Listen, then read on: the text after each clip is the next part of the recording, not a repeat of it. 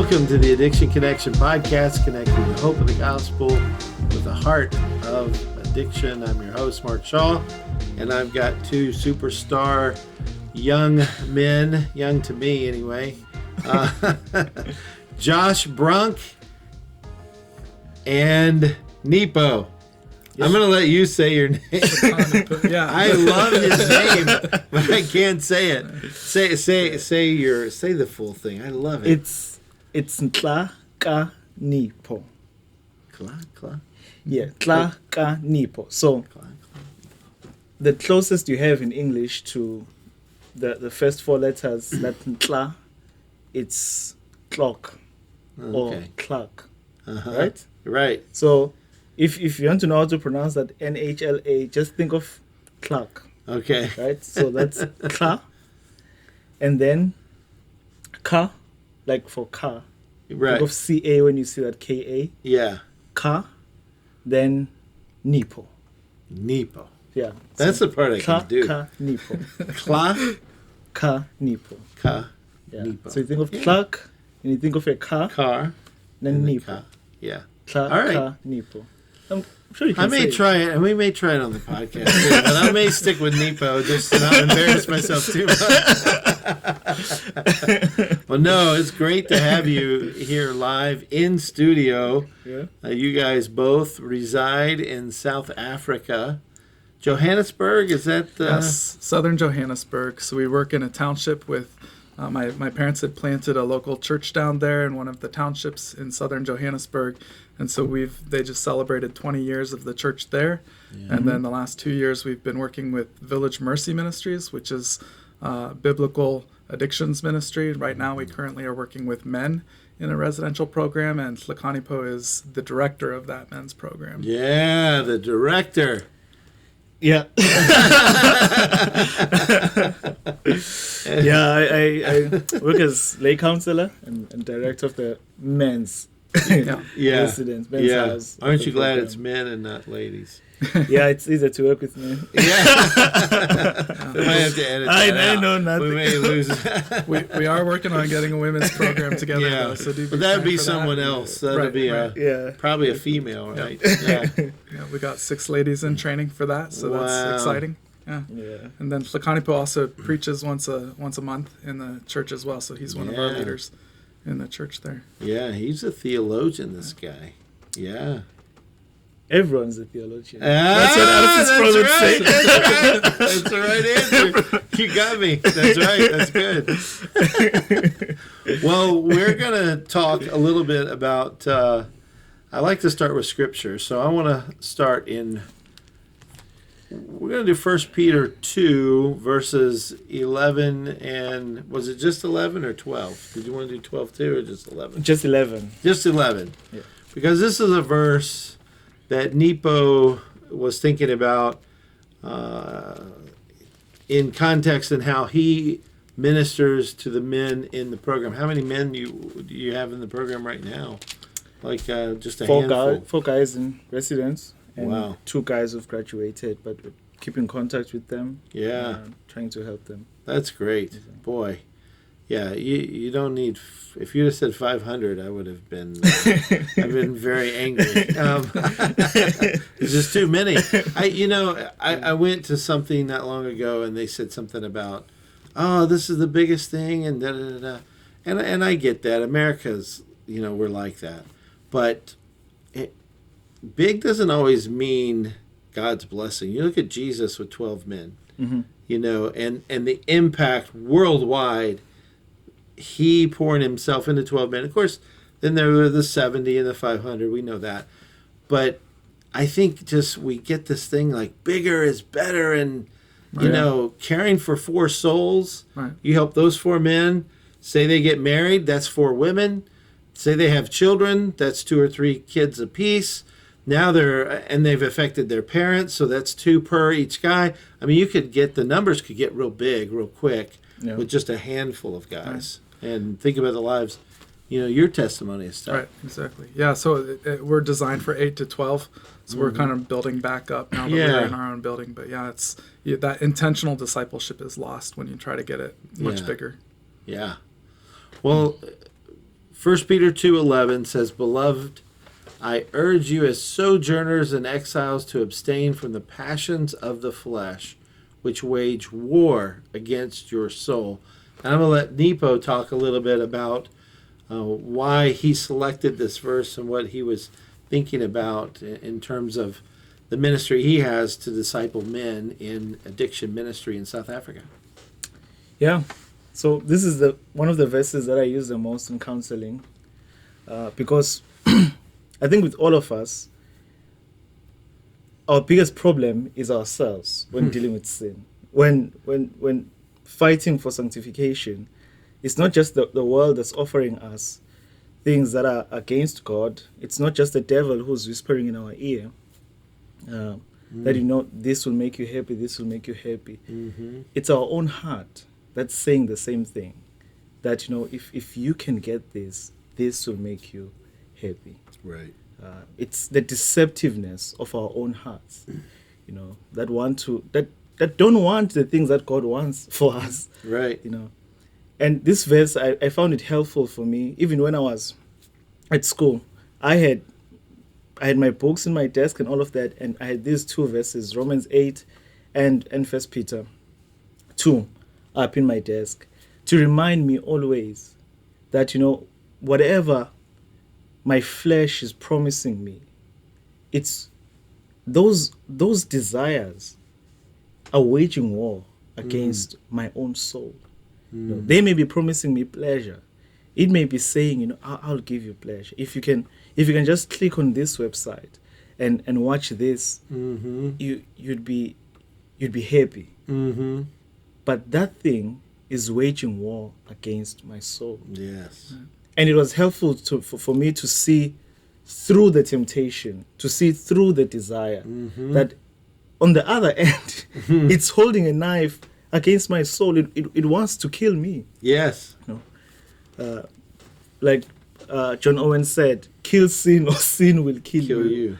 And this verse helped me to see that, because sometimes I would forget, and I would think, man, this will make me happy.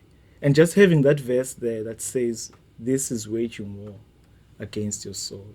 Mm-hmm. And I like to use this even with the guys, to remind them that, the cravings and all of that, they might be promising you pleasure. They might be saying to you, man, if you can just quit this and go out, you'd be so happy. Mm-hmm.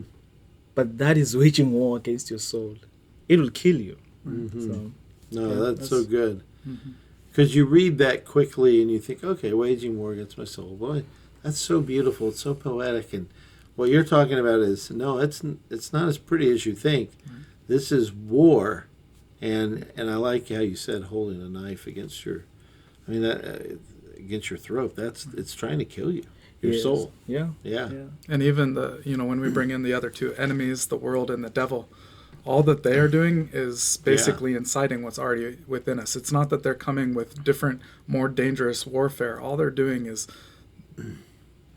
stirring up our own fleshly desires that already want to kill us. James 1 puts it that way, that our desires are trying to kill us. Yeah. And so, the other two are the lesser evils of the three enemies, if we really look at it that way. Amen. Yeah.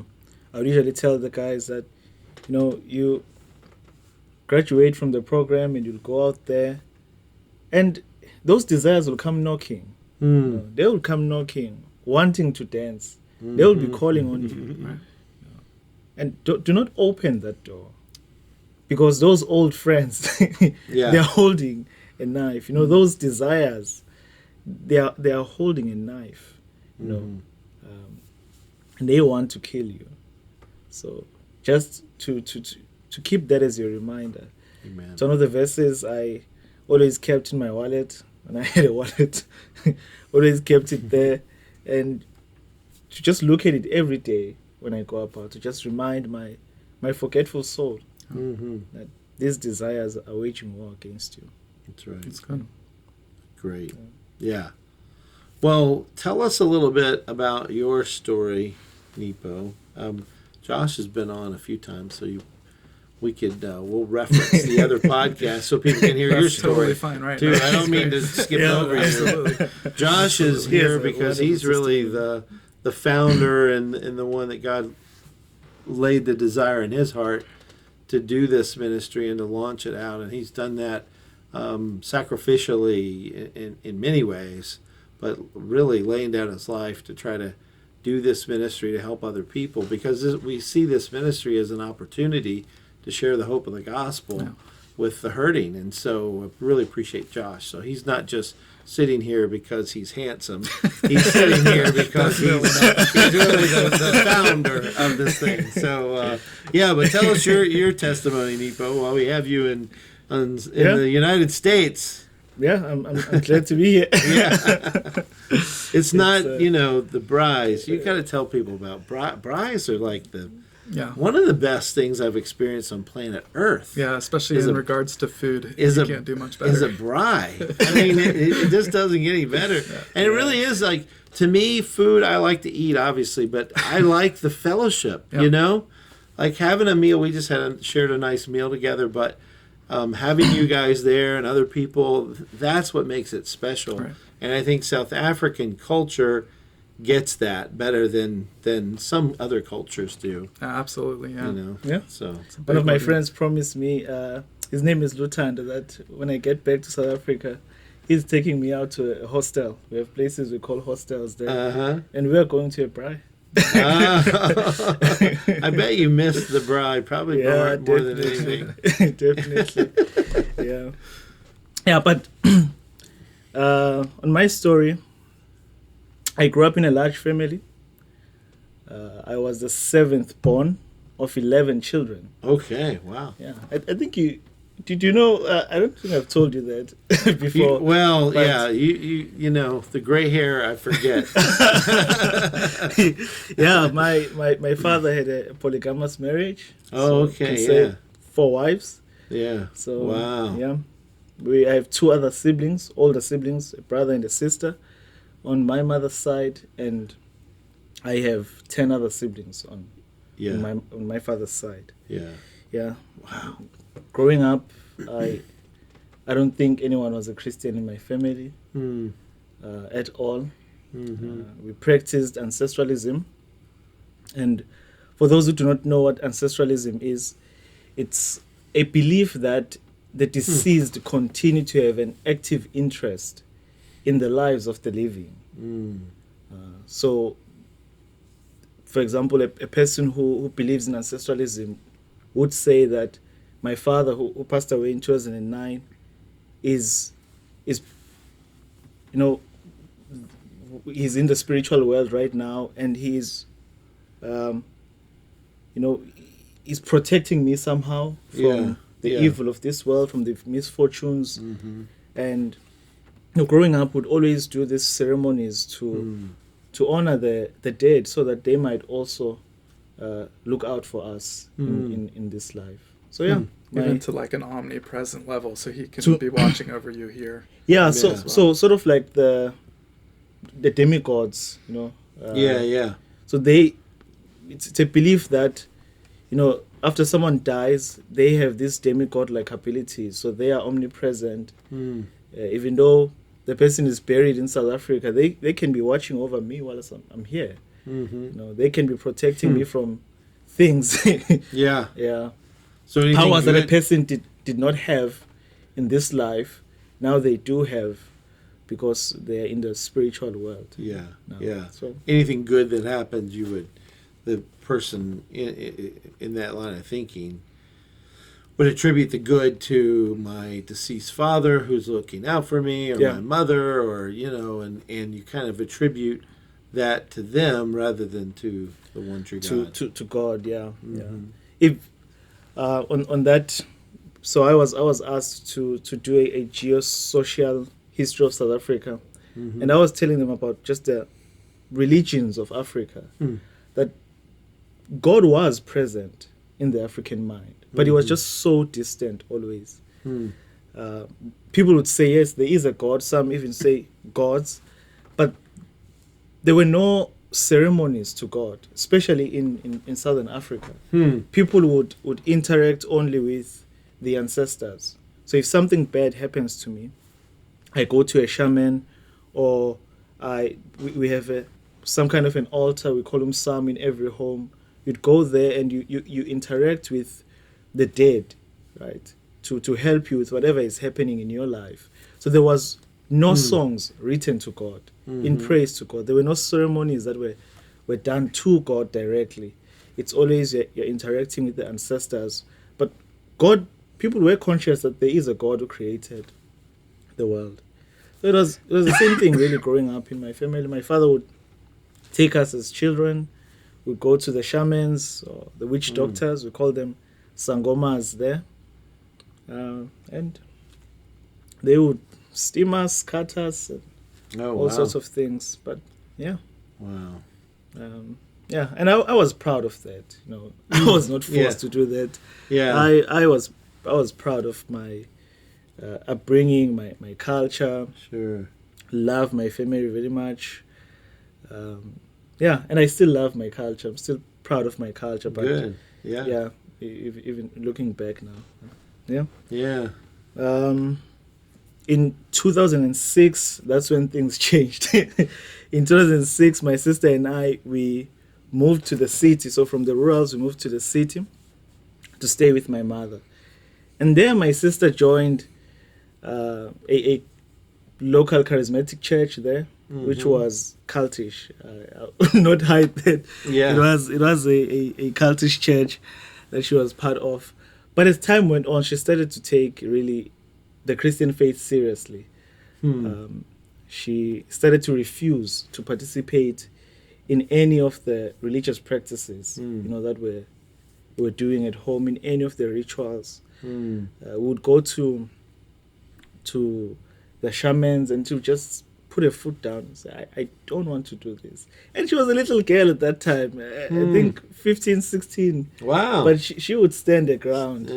Yeah. And yeah, I kind of admired the bravery, and I just admired how she held herself as a woman. Yeah.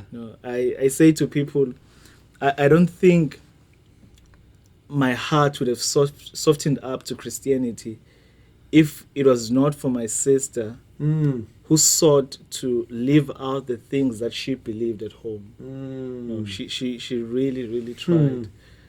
She really tried to live her life to please God, and I admired her for that. So. And she was a little bit older than you? Yes. Yes, she was, I think, wow. 6 years, 7 years older than me. Oh, okay. Yeah. So, yeah, and when she started working, she would, whenever I would ask something from her, she would tell me, I'll buy you this if you come to church with me. So she would really manipulate me to come to church. So I would go to church maybe once a month or we call once it in 2 months. evangelism, by the way. Someone said she was incentivizing me. I think you said she was incentivizing me. Yeah. But it was really manipulating me to go to church. So yeah, that's the little bit of church that I had, whenever my sister would do that. And in 2016, I went with her to church. I don't know what I wanted at that time, but I went to church with her, and there I saw a girl. So I started to come to church because I wanted to see this girl. And that was God incentivizing. So I guess that was God incentivizing me. So that was, I think, around November 2016. Yeah. I'm going to this church because that's the only place I could meet her. And December of that year, that's when things changed. We were at a crossover service from 2016 to, it was the 31st of December, an evening service. And I was sitting at the back because I did not care about what was going on. Right. I think they were casting out demons or something like that in front. But as the time, I think it was close to 12 o'clock, they asked us to pray, to just pray for the new year. And that's when God convicted me. I just closed I was just mumbling things. I don't even know what I was saying.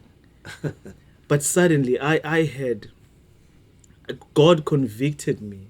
I felt guilt for the first time. sometimes we'd have people who'd come to schools and tell us about Jesus and tell us, we are sinners and Jesus died for us. But it was always something that was out there. Mm-hmm. But for the first time that day, I felt I was a sinner. Mm. I could feel my sins. Huh. Sin, I could see sin all around me. I could see sin all me. It's like I could recall every time that I had sinned against God. I could recall my ungratefulness, that God had created me. He had sustained us as a family. I never went to bed hungry. I had a roof above my head. I had clothes to wear, but I'd never even thanked God for that. There was no gratitude in my heart to God. Never read any Bible, my sister's Bible that was at home. Never read it because I did not care about what God has to say about how I live my life. I just lived my life for myself. It was just me, myself, and I. And that day, God convicted me of all those things, of all my sinfulness. If there was one thing that no one in the world could convince me out of that day, was that I was a sinner. I knew it. I could feel it. I could feel my flesh, fighting against what I know very well to be right before God. And I cried to Him. I said, I don't want to continue in this way. I don't want to live in rebellion against you, God. I don't want to just live my life for me. I don't want to be the captain of this life. I don't want to be in control of my life anymore.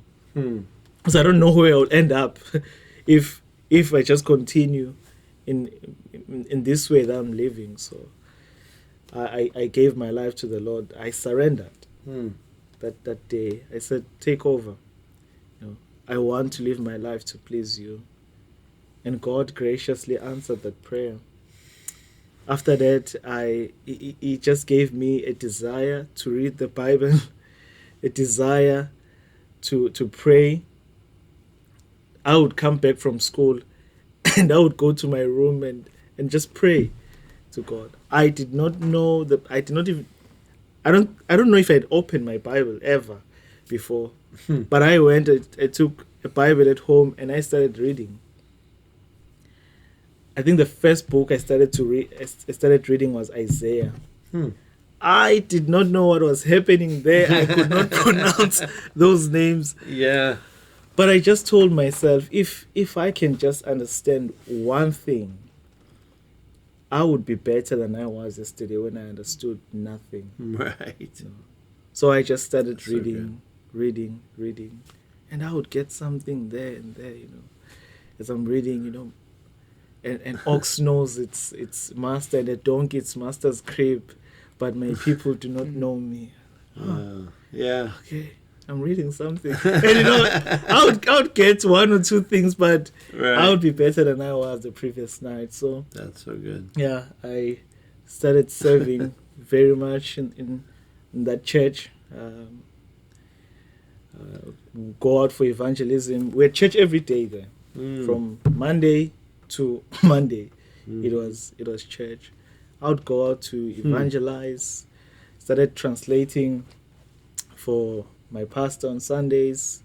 When I finished school, I just dedicated the entire year to helping out in the church, going out for evangelism and stuff like that. It was during that year that things changed too. Also, one thing I did not mention, that the next year, my mother came to know the Lord. Oh, wow. Yeah. My mother came to know the Lord. Huh.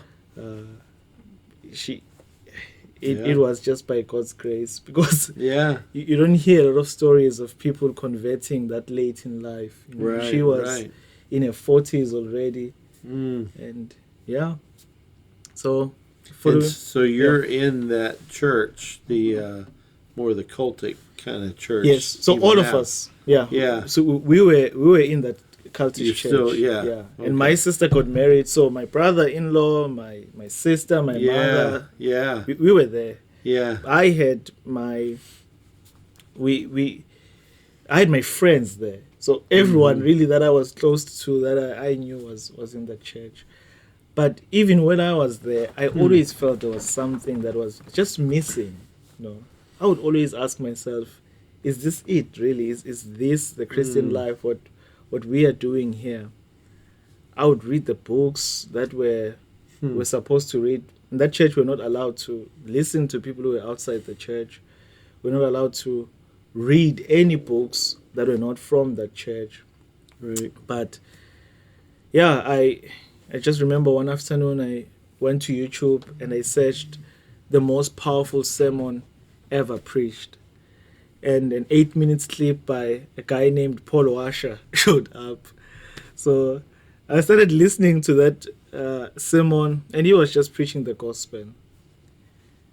Listened to it, and I was like, this is something new. You know, so I started listening more and more and more to those messages that he was preaching, and it was just opening the scriptures, saying what the scriptures would say, and that really convicted me, because even though I would still say I was saved in 2016 on that day, December 31st, but I did not really understand the gospel. Right. I knew that Jesus Christ died for our sins, but it was just, what does that mean? I did not know what that really means. You know, that Jesus Christ was my substitute on the cross. He took the punishment that I deserved. But yeah, 2018, as I'm listening to these messages from Paul Washer, and there were other people I started to listen to, John MacArthur, Joel Beakey, and others, Conrad Bewe, John Piper. They started to talk about this thing called the prosperity gospel, and that just turned my world upside down. Sure. Because that was exactly what I was doing every day. I was going out for what we called evangelism, and we were calling people to come to Jesus so that Jesus could save them from poverty.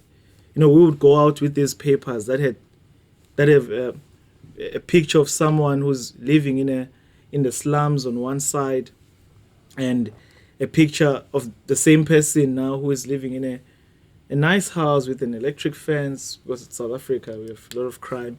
And and they have these 2 dogs, they have a pool and all of that, you know, and we would tell people, you know, this is what Jesus could do for you. You're suffering right now, but if you can come to the church, if you can come to Jesus, Jesus can change your life. And who does not want that message? Right. You know, because people are suffering. And if you tell me that Jesus could get me out of this situation, I'll take you, Jesus. Yeah. You know, but I don't really want Jesus. I just want. I want a better life. Right. I want another situation. Yeah. I want the kind of life you're showing me in this picture. Right. And so I was really convicted by that. I stepped down from translating even at church. I stopped going out for evangelism. Everyone thought I had lost my salvation. I had family meetings. I had meetings with pastors who were really disappointed, you know. And one day while I was searching on a website, Heart Cry Missionary, I saw that Paul Washer was in South Africa. And I started searching who he met with. And I saw a couple of names pop up. And there was one of the pastors in the region. So I contacted him. It was Pastor Chris Mngoni. I contacted him and I told him, you know, your church is like 2 hours away. I'm looking for a church that preaches the truth. And he gave me his dad's contact. So I started meeting with Pastor Mike in parks just to ask him about the gospel. Yeah. What he believed about the Bible, what he believed about Jesus Christ, what he believed the gospel is. And once I had confidence that he was believing the things I was seeing in the scriptures, I made the move out of that church. And I really disappointed my family in doing that. There was some tension there. But yeah, I continued to have conversation. I went to college after that, got involved with a campus ministry called Focus. Was doing Bible studies at a men's rest there. But whenever I would go home, I would just talk to my mother about the scriptures. Yeah. We would just talk about Jesus. Because if you talk about the church, that would create some conflict. So I would just focus on the scriptures. Even with my sister, we'd have these 4-hour conversations just talking about who Jesus is. And by God's grace, in 2020, they came out of that movement. Did they really? Wow. Yeah. The straw that broke the camel's back really was a documentary. I don't know if you know, it's called The American Gospel. Oh, yeah, I've seen that.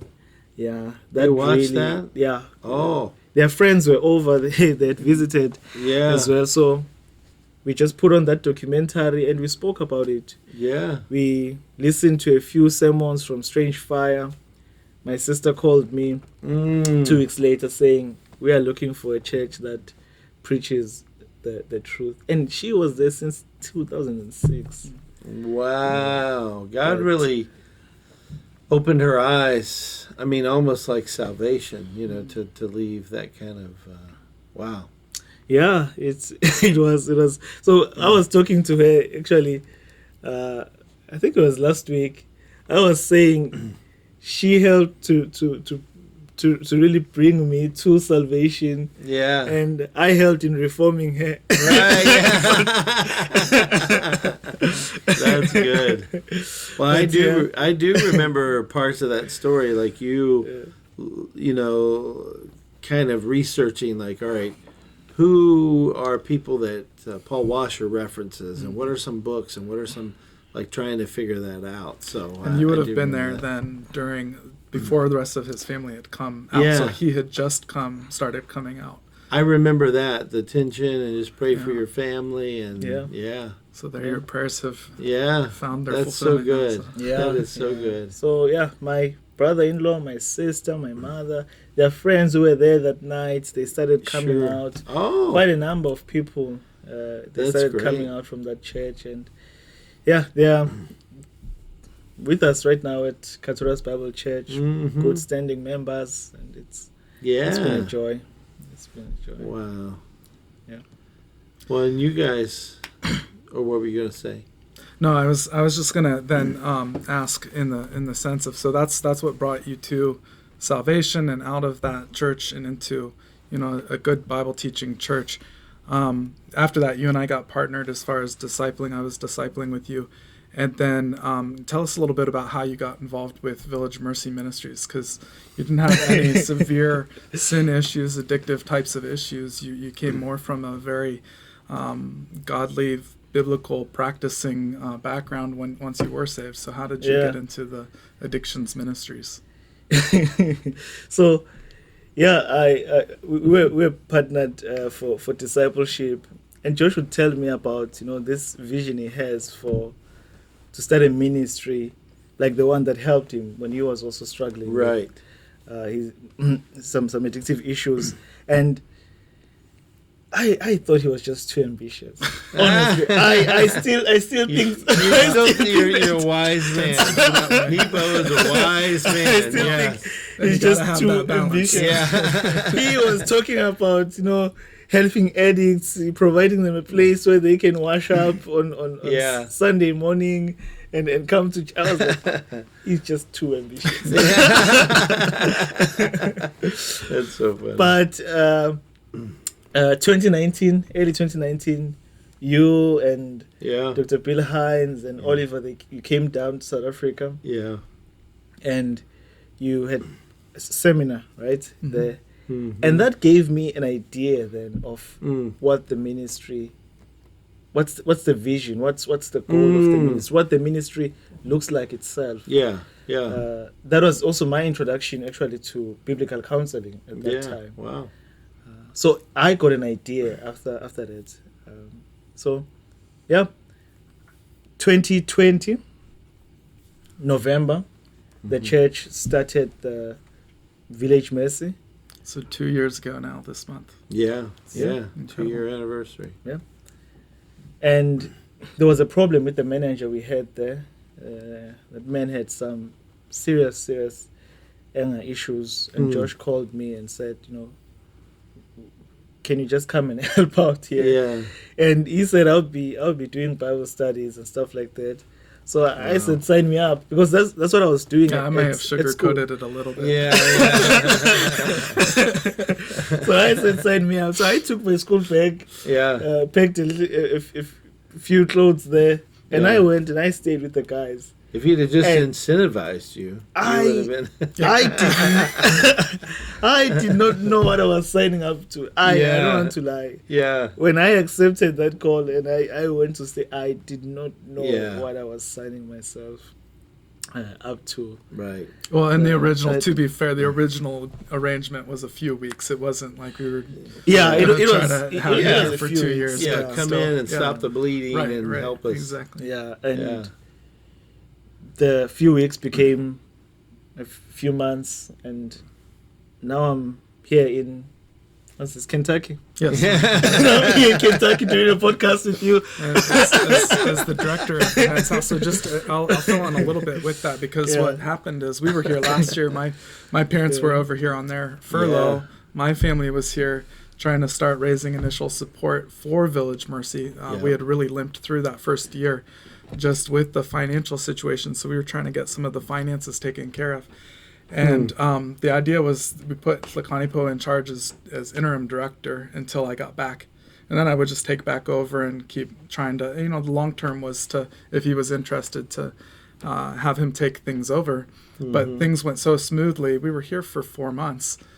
And we had weekly calls set up. We had meetings. We had, if there's an emergency, you get a hold of me right away type of a thing. Yeah. And it just never happened. Even when there were issues that came up, they already had a plan together too. So he and then 2 other managers under him had a plan already of action. And it was, by the time we got back, it didn't make sense to try to take any of that back away, because it was already running so smoothly, and it was all South African men doing it, which is the goal of missions anyway. That's right. So we just made it official that he was the director of the men's ministry. I started focusing more on plans towards a women's ministry, and then training, which is now even getting involved with the Addiction Connection South Africa, hopefully in the future. So TAC South Africa. Yeah, so we're looking forward to that. So that's more. We can even take the South off and just say TAC. I think Africa, because I think there's definite opportunities to get into the rest of Africa without us even having advertised. People are looking for help. Right. Yeah, you just look back at the timing of your life, and how events and things just happen just at the right time. That's what I've been doing this morning, but you guys thinking about this ministry and even me being over there for just a short little time, and it's just neat to see God at work. And now you're in a role that really suits you, like thinking and planning and starting a new work. Being overly ambitious. That's being overly ambitious. But that overly ambitious, you're sitting here in Kentucky, with me. Right.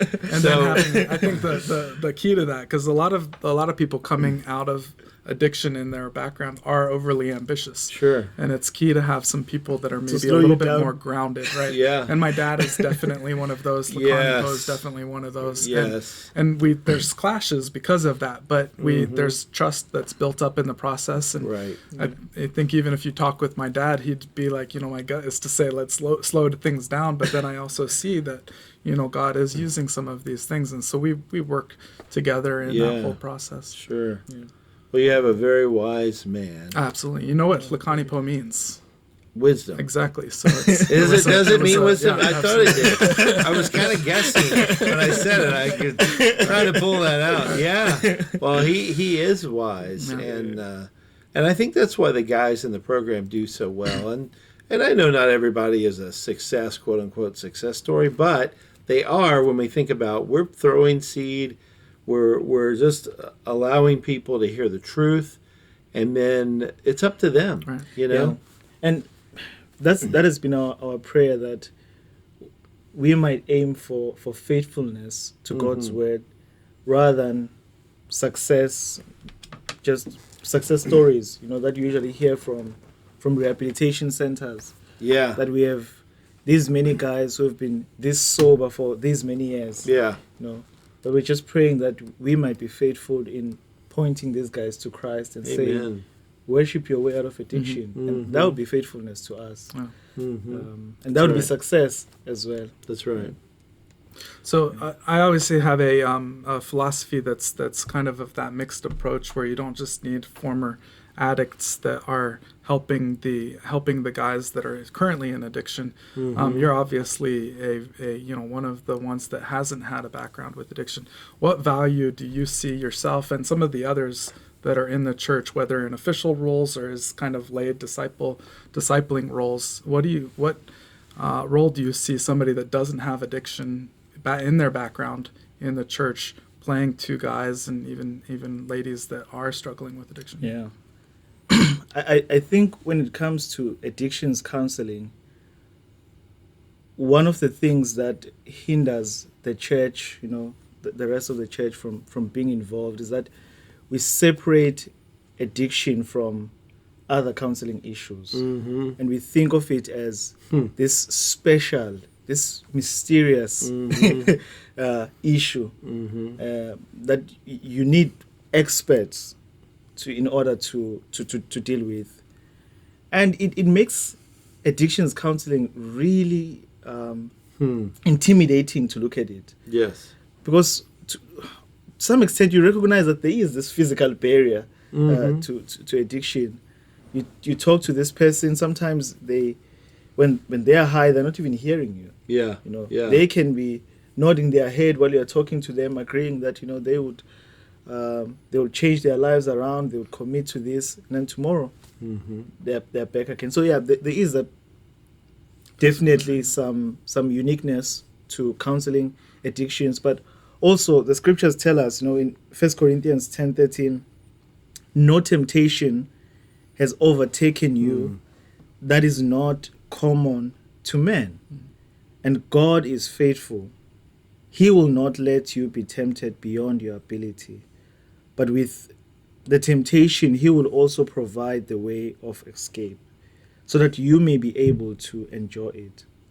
And all of us have problems in life. No one has a soft life. It's just the reality of living in a sin-cursed world. And problems are, as 1 Corinthians 10:13 says, they are common to men. That is not to downplay the struggle of a person who's addicted, but it's just to say that, God knows what the addicted person is going through. It is not uncommon to the scriptures. God is involved in human pain. God's people have struggled with such issues for years. There were drunkards in Corinth that Paul says, such were some of you. So they dealt with such things as well. Paul dealt with such things. The apostles, they dealt with such things, and well, God has solutions for us. And we can overcome our difficulties. Just like Romans 8, verse 37, it says, we can be more than conquerors. Yeah. We can overcome even these addictive issues. But how do we overcome? Through God's way. As 1 Corinthians 10:13 says, God is faithful.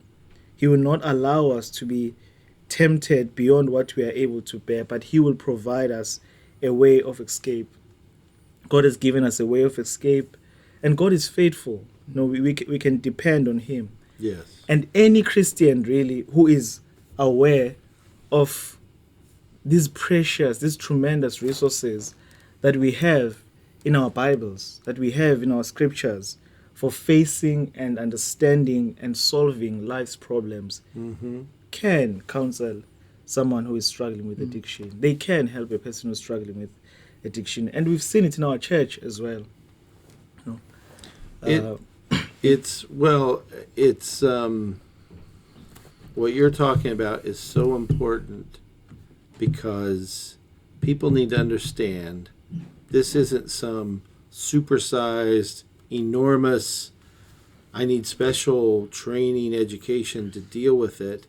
The special training and education that you do, Josh, the training and equipping, is how to deal with the heart. Right. And addiction, it has some distinctives, you know, and there are some physical things. We all understand that. But really, the heart is the same. It's just played out maybe on a grander scale. And then the other thing is giving people confidence to counsel. Exactly. You can do this, you know. We've outsourced it. We've given it away to other people.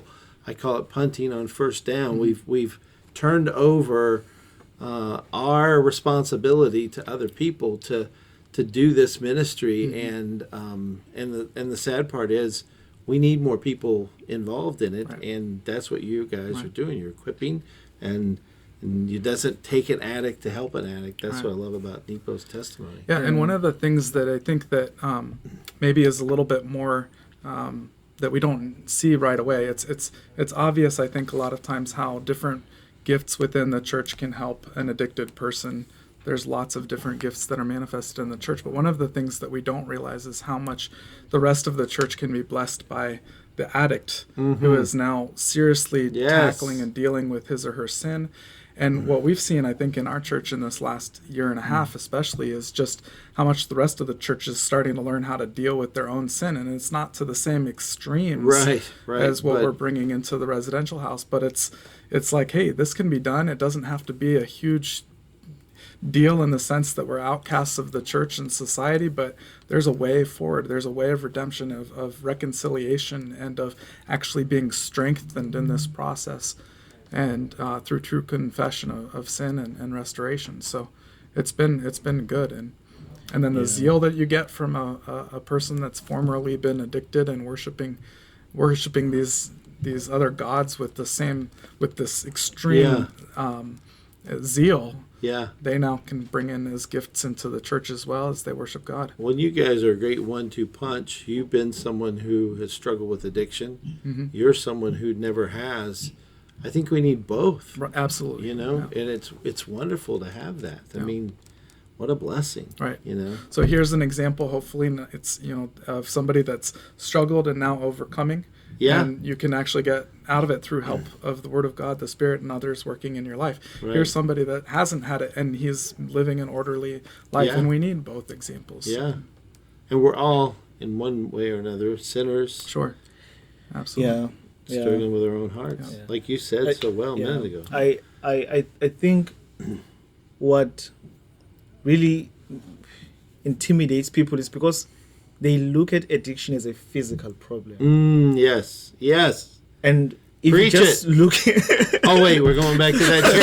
Sorry. I got excited. Yeah, we don't want to go back there.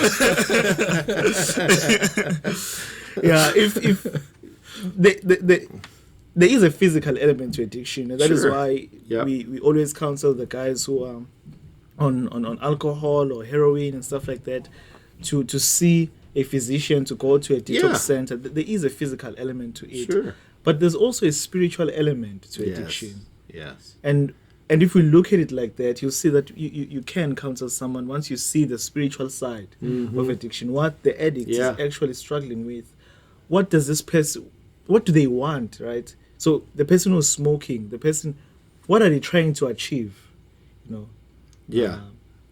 And once you see that spiritual element to addiction, you start to recognize that, okay, the scriptures do have solutions to this person's problem. That's right. And you're now able to counsel. But if you think of it only as a disease of the mind or just a physical problem, a physical issue, then you will be intimidated by it. Yeah. I'm working on a book, and I can't really talk about it, but everything we're talking about right now is what we're working on. I'm working with another person, and I'm telling you, it is so good, and everything we're talking about is kind of in the book and it's like, how do we look at the evidence? We look at it, it's the same thing. It's kind of like when you go to the Creation Museum or the worldview, Ark. right. Yeah, you're looking at the same evidence, but your worldview informs how you think about that evidence. And we have a biblical worldview, and the world, of course, has an unbiblical worldview. Basically, those are the two. It's the same with counseling. You're hearing things, and you're thinking, okay, yes, there are some physical things, but there is a spiritual problem here. and that needs to be addressed. And of course, the world sees it as, well, yeah, we'd say it's if I'm representing the world, we see it as a spiritual issue. We want to address it spiritually, but we want to do that without Jesus Christ. Yeah. What we're saying is, no, Jesus is the one true God. He's the only answer for he's the only solution for the problem of addiction. And it's becoming more and more obvious in this world as the worldviews have split further and further apart, which is why ministries like this, I think, are so urgent in today's age, because it is against a backdrop that is truly dark. And so the gospel has a chance to really shine brightly in today's age. What an opportunity. I mean, we're going into churches and we're equipping people. You guys are doing that. That's why I encourage anybody watching to support your ministry through Village Mercy, and we can put the link and all that, but to support what you guys are doing, because you're equipping the local church to do the work of ministry, but we're helping people that the church has sometimes said, oh, that's too much for me. Right. And what a terrible message. Right. What's too much for Jesus Christ? Right. Nothing. Right. Did he ever turn anybody away and say, you're a little bit too much for me? Right. No, he didn't. He took them on, the ones that were willing. Of course, he knew the heart. And the church loses out as a result. And that's a big part of it, right? So, yes. You're getting me all charismatic, all fired up here. What is going on? You hit my love language. I'm all unbiblical right now. It's not a problem. I come from a much more fundamental background, so it makes me uncomfortable. But that's my sin. That's my problem. Yeah, we got Oh man. Piper said the other day that he was amazed at the spiritual gift of somebody not able to raise their arms, able to keep their arms down by their sides. Yeah, my Pastor Brad's like, oh, I want our church more people to raise their hands and get excited. So it's there's a balance. I'm in an African context where I stand out as being too stoic. So God's working it. Well, you guys are, I really mean this, are superstars in my mind, and guys who God's really called to do a unique work, an interesting work, and I just think he's going to bless it. I do, and I think he already has. He has been for sure. I think he is, and I think he will continue to, and so I'm very grateful. Thank you so much. Thanks for having us on. Kentucky. Yeah. Who would have thunk? Who would have thunk? Is Kentucky Fried Chicken from here? It is. And the Kentucky Derby. It's finger looking good. Yeah, there's one. Do you have one there? The Kentucky KFC? Fried. KFCs are better in South Africa than here. I had KFC in Egypt, and it was better than it is in America. Yeah. So, sorry.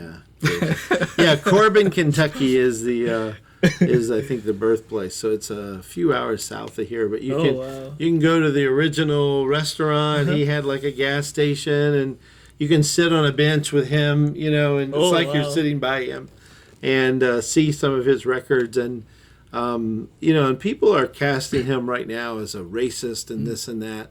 I don't know what's true, what's not true, but I know that he produced a gospel record. He didn't make a lot of money, wasn't successful till late in life, and he seemed to have a Christian witness and really love the Lord is what I've read and seen. So but it's finger looking good. So. Is it better than Chick-fil-A? Oh man, we really have to cut this off now.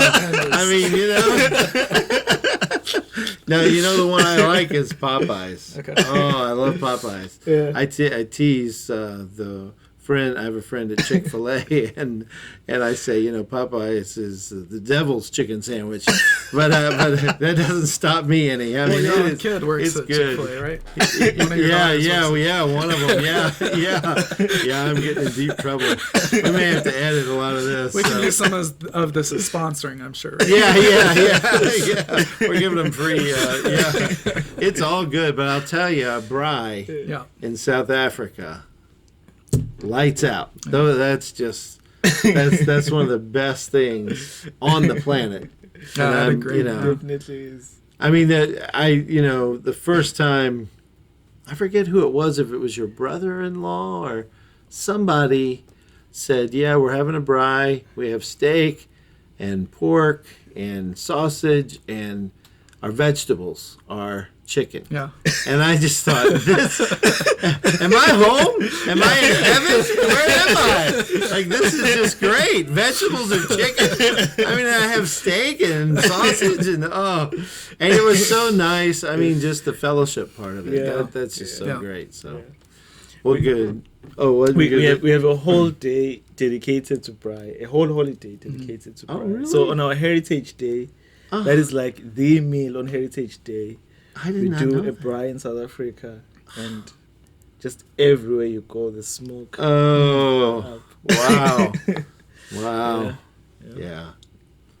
Well, it's good. Yeah. Well, you're welcome to come back anytime, and Yeah. we'll have a braai for you. All right. Don't tempt me. We might hop on the plane with you. Well, thank you guys. Thanks Yeah. for being on the podcast. You guys are It's a a pleasure. blessing, and I do hope people watching will support what you're doing, and we'll put that in the notes so that people can find that, look for that, and click on that, and send lots of financial blessings their way. They wouldn't ask for that, but I am for them. So. And thank you for listening and watching. Take care, and God bless.